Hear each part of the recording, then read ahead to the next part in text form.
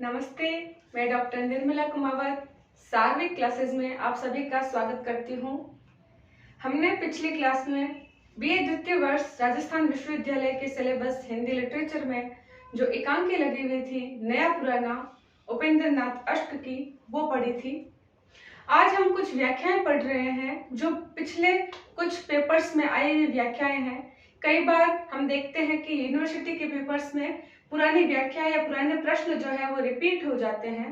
तो मेरी ये शुरुआत, क्या पता इसमें से आपके कुछ व्याख्या आ जाए, तो आप एक बार इसको जरूर अपनी निगाह से निकाल लें। आज हम एक व्याख्या लेके आए हैं जो केशव की व्याख्या है और केशव की जो रामचंद्रिका रचना है उस रामचंद्रिका को जो उन्होंने तुलसी के प्राकृत कवि कहे जाने के लांछन को दूर करने के लिए केवल एक ही रात में लिखी रचना जो थी वो रामचंद्रिका रचना थी। उसके कारण केशव जो है वो कई साहित्य में विशिष्ट ख्याति प्राप्त करते हैं। उस रामचंद्रिका को लिखने के लिए उन्होंने जब शुरुआत की रामचंद्रिका लिखने की तो उन्होंने गणेश वंदना और सरस्वती वंदना के बाद में एक राम वंदना लिखी। वो राम वंदना इस पद में है और यह जो है ये पिछले पेपर में आई हुई व्याख्या है, तो इसकी व्याख्या हम करेंगे। हम देखते हैं, पहले हम पद पढ़ते हैं, फिर उसके कुछ कठिन शब्दों के अर्थ देखेंगे, उसके बाद हम व्याख्या करेंगे। पूर्ण पुराण अरु पुरुष पुराण परि पूर्ण बतावे न बतावे और उक्ति को दर्शन देत जिन्हें दर्शन समुझे न नेति नेति कहे वेद छाड़ी आन युक्ति को जानी यह केशवदास अनुदिन राम राम रटत रहत न डरत पुनरुक्ति को रूप देहि अणि माहि गुण देहि गरि माहि भक्ति देहि महि माहि नाम देहि मुक्ति को। अब इसके अंदर हम सबसे पहले कठिन शब्दों का अर्थ देखेंगे। जैसे पूर्ण, पूर्ण यहाँ पे अर्थ है पूर्ण, पूर्ण यानी कि संपूर्ण रूप से। पुराण जो हमारे आदि ग्रंथ है। अरु मैं पुरुष पुराण, परिपूर्ण, परिपूर्ण मतलब पूर्ण रूप से परिपूर्ण। बतावे न बतावे, बतावे मतलब नहीं बताते, और उक्ति को, उक्ति मतलब क्या है, कथन। दर्शन देत, यहाँ पे दर्शन दो बार आया है, एक दर्शन यहाँ आया है, एक दर्शन समझे न यहाँ आया है। तो दर्शन, एक दर्शन का अर्थ है दर्शन शास्त्र और एक दर्शन का अर्थ है साक्षात किसी के दर्शन होना। नेति नेति, नेति का अर्थ क्या होता है, जिसका कोई अंत न हो, अनंत। कहे वेद छाड़ी आन युक्ति को जानी यह, जानी मतलब यह जानकर, जानी मतलब जानकर। केशवदास अनुदिन, अनुदिन क्या मतलब प्रतिदिन। राम राम रटत रहत न डरत पुनरुक्ति को, पुनरुक्ति मतलब बार बार जब एक ही शब्द की दूसरी बार और आवृत्ति हो जाए लगातार तो उसे क्या बोलते हैं, पुनरुक्ति। रूप देही यानी कि जिसका रूप जो है वो देता है। अणिमाही गुण देही देता है, गरिमाही भक्ति देही, देही और महिमा देता है, नाम देही मुक्ति को और मुक्ति भी प्रदान करता है। तो इस प्रकार हमने इनके कठिन शब्द देखे। अब हम देखेंगे कि सबसे पहले जब हम किसी पद्यांश की व्याख्या करते हैं तो उसके अंदर सबसे पहले हम लिखते हैं संदर्भ, फिर प्रसंग, फिर व्याख्या और सबसे अंत में काव्यगत विशेषता। यह अलग अलग लिखना व्याख्या के अलग अलग नंबर को प्रदर्शित करता है। हम संदर्भ लिखेंगे उसके अलग नंबर होते हैं, प्रसंग अलग नंबर का होता है, व्याख्या अलग। इस प्रकार से पूरी जो व्याख्या जितने नंबर की होगी उसके अंदर ये अलग अलग पार्ट जो है आपको नंबर दिलाते हैं, इसलिए इसके अंदर क्रम वाइज लिखना जरूरी है। सबसे पहले हम जो है कोई व्याख्या लिखते हैं तो संदर्भ लिखते हैं। संदर्भ के अंदर क्या लिखा जाता है कि यह व्याख्या जो है किस कवि की है और किस रचना से ली गई है। तो जैसे मैंने आपको बताया कि ये पद जो है वो कब किससे लिया गया है, केशवदास की रामचंद्रिका से लिया गया है। तो संदर्भ में क्या आएगा, संदर्भ में आएगा जैसे राजस्थान विश्वविद्यालय की जो बीए द्वितीय वर्ष का प्रथम प्रश्न पत्र है उसके अंदर जो व्याख्याएं आएगी तो वो व्याख्यान जो काव्य जो संकलित है उस काव्य के संकलित जो संपादित करने वाले जो लेखक है उनका नाम क्या है, हेतु भारद्वाज। तो हम इसके अंदर संदर्भ क्या लिखेंगे कि प्रस्तुत पद्यांश हमारी पाठ्य पुस्तक रीति काव्य जो हेतु भारद्वाज द्वारा संपादित है, उसके अंदर केशव दास की कवि के द्वारा रचित रामचंद्रिका की राम वंदना से उद्गृत यह पद है। इस तरीके से हमने एक संदर्भ लिखा। अब दूसरी बात आती है प्रसंग की। अब प्रसंग में क्या लिखेंगे? दूसरा है प्रसंग। प्रसंग में लिखा जाता है कि उस व्याख्या के अंदर कवि केशव जो है वो क्या बताना चाहते हैं। तो इस व्याख्या में कवि केशव जो है वो राम की अनिर्वचनीय महिमा का वर्णन करते हुए उन्हें अनादि अनंत बताकर उनकी महिमा को प्रतिपादित करते हैं। ये लिखेंगे कि इसके अंदर ये जो पूरा पद है, इसमें श्री राम की वंदना को करते हुए उनकी अनिर्वचनीय जो महिमा है, उस महिमा को प्रतिपादित किया है, उनके आदि अनंत स्वरूप को इसके अंदर बताया गया है। ये हो गया प्रसंग। अब हम आएंगे किस पे? तीसरे भाग पे, वो है व्याख्या। व्याख्या के तीसरा भाग क्या है?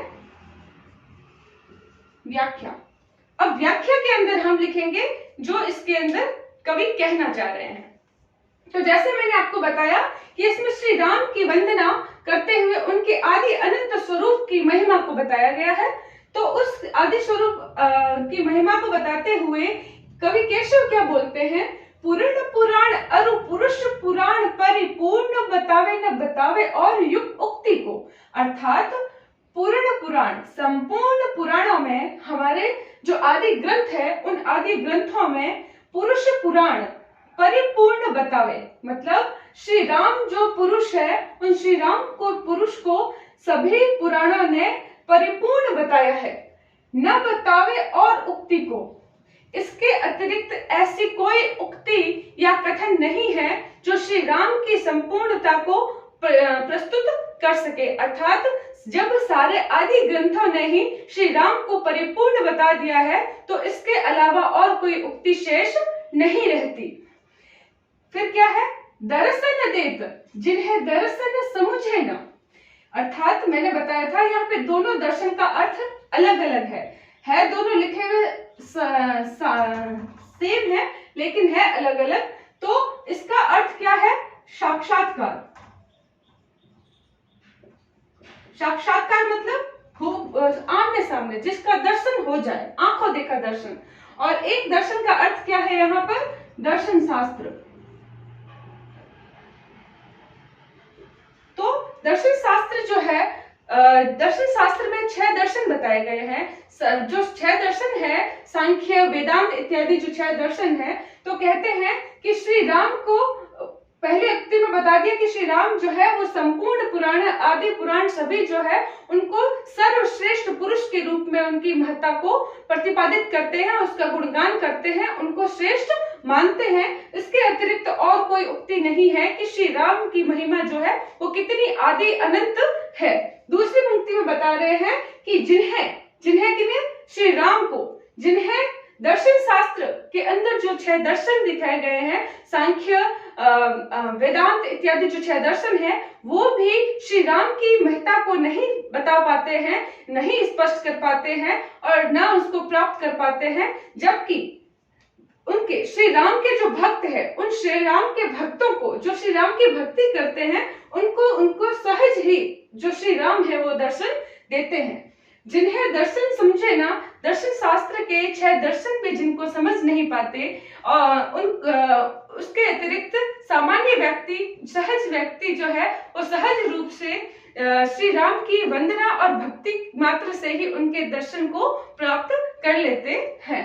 इसके अलावा क्या है? नेति नेति कहे वेद छाड़ी आन युक्ति को, अर्थात वेद जो है वो भी अन्य युक्तियों को छोड़कर श्री राम को नेति नेति कहकर उनकी वंदना करते हैं। यहाँ पे क्या बताएंगे? वेद इत्यादि भी अन्य युक्ति को छोड़कर श्री राम को नेति नेति कहकर उनकी वंदना करते हैं। अर्थात श्री राम को के बारे में बताते हैं कि श्री राम जो है उसका ना कोई आरंभ है ना कोई अंत, वह तो अनंत है। उनकी महिमा का गुणगान जितना किया जाए उतना कम है। जानी यह केशवदास इन संपूर्ण बातों को जानकर कवि केशव दास जो है अनुदिन राम राम, अनुदिन मतलब बताया था मैंने प्रतिदिन, अर्थात केशव दास जो है इन सब मर्म को जानकर प्रतिदिन श्री राम नाम की महिमा का गुणगान करते रहते हैं।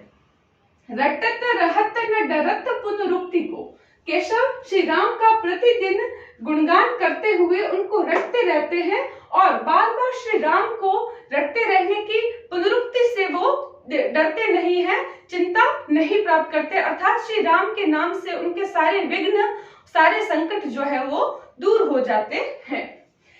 रूप देहि अणि माही, गुण देहि गरि माही, भक्ति देहि मही माही, नाम देहि मुक्ति को, अर्थात ऐसे श्री राम की पुनरुक्ति से वो भला क्यों चिंतित हो, जिनके रूप मात्र के दर्शन से या फिर उनके स्मरण से उनको अणिमा रूपी सिद्धि प्राप्त हो जाती है, गुणों का बखान करने से, श्री राम के गुणों का गान करने से गरिमा नामक सिद्धि प्राप्त हो जाती है, श्री राम की भक्ति कर देने से महिमा रूपी सिद्धि प्राप्त हो जाती है, और उनके राम नाम के रटते रहने से इस संसार से मुक्ति, यानी कि यहाँ पे क्या है, मोक्ष, इस सांसारिक जो मोह माया है, इस सांसारिक आवागमन का जो चक्र है उससे उनको मुक्ति मिल जाती है।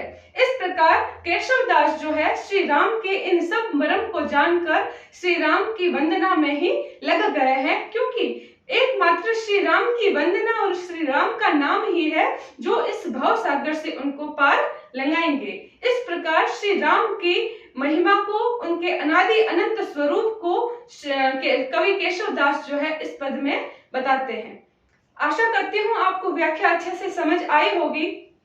अब हम 3 चीजें कर चुके हैं, संदर्भ, प्रसंग और व्याख्या। अब अंतिम जो चीज बचती है वो क्या है, काव्यगत विशेषताएं। ये व्याख्या के अंदर बहुत महत्वपूर्ण भाग है, जो आपके परीक्षा में नंबर आने के ज्यादा चांस हो जाते हैं। इसको अच्छे से समझिएगा। जैसे काव्यगत विशेषता में क्या लिखा जाता है, ये जो पद लिखा गया है, कोई भी कविता जब लिखी जाती है तो उसके अंदर हम देखते हैं कि जिसमें भी रीतिकाल में केशव, जो कि रीति हमारे जो काव्य के अंग है, छंद, अलंकार, रस इत्यादि जो है उनका प्रयोग करते हुए अपनी रचनाओं को लिखते हैं। तो जायज सी बात है, इस पद में काव्यगत विशेषताओं का भंडार आपको मिलेगा। तो इसके अंदर आपको ऐसे ढूंढने की आवश्यकता नहीं पड़ेगी कि कौन सी काव्यगत विशेषता लिखी जाए।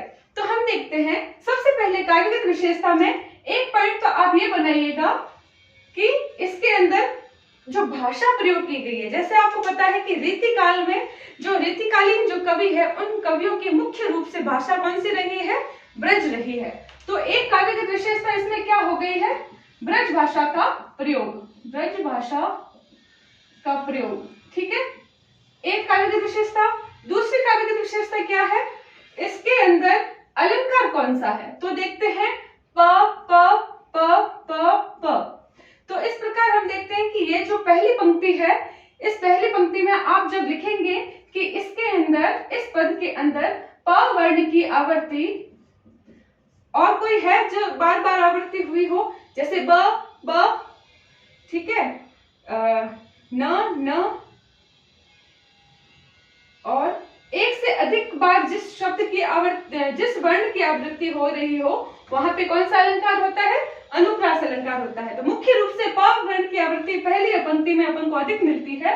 तो प वर्ण की आवृत्ति बार बार होने पर, एक से 2 से अधिक बार होने पर हम देखते हैं कि पहली पंक्ति में अनुप्रास अलंकार का प्रयोग किया गया है। इसके साथ ही मैंने बताया कि एक और 2 बार जो दर्शन शब्द जो है वो 2 बार एक जैसा आया है, लेकिन दोनों बार ऐसे लिखेंगे इस काव्यगत विशेषता में, प्रस्तुत पद में दर्शन शब्द जो 2 बार आया है, दोनों बार उसका अर्थ एक जैसा न होकर अलग अलग है।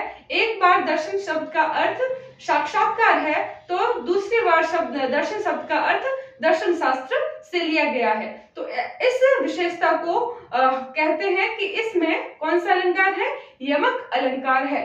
तो एक तो हो गया अनुप्रास अलंकार, और एक हो गया यमक अलंकार।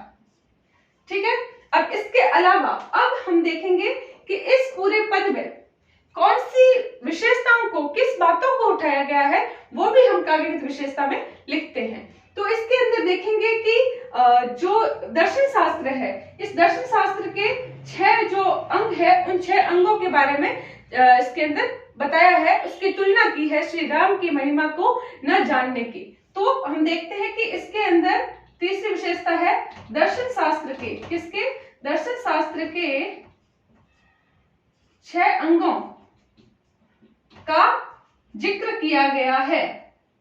ठीक है, इसके अलावा और चौथी जो विशेषता है वो क्या है, जिस प्रकार 8 सिद्धियां होती है, उनमें से 4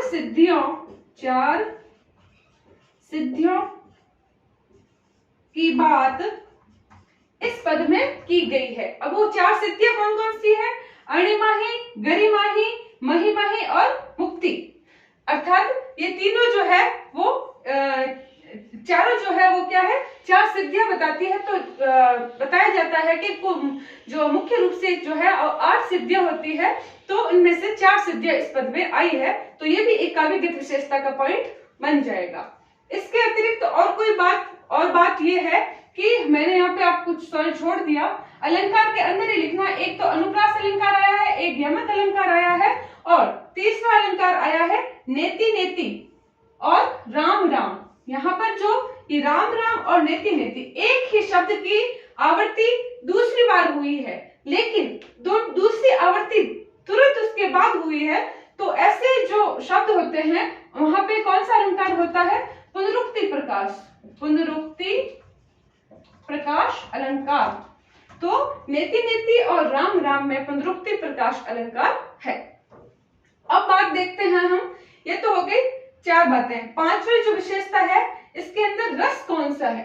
तो रस हम देख ही सकते हैं, श्री राम के नाम की महिमा का वर्णन है। तो राम जो ईश्वर की भक्ति जो है इसके अंदर दिखाई गई है। तो यहाँ पर कौन सा रस हो गया, भक्ति रस। इस प्रकार हम काव्यगत विशेषताओं को एक पद के अंदर देखेंगे। जब आप ये तो मैंने पुरानी कोई व्याख्या आई है उसके अनुसार बता दिया है। कभी भी कोई व्याख्या आए तो आपका जैसे प्रश्न पत्र है, पहला प्रश्न पत्र वो है रीतिकाल। रीतिकाल की अपन काव्यगत विशेषताएं देखते हैं। काव्यगत विशेषताओं में कला पक्ष देखते हैं। तो कला पक्ष में क्या मुख्य रूप से क्या विशेषता है कि इसके अंदर जो है वो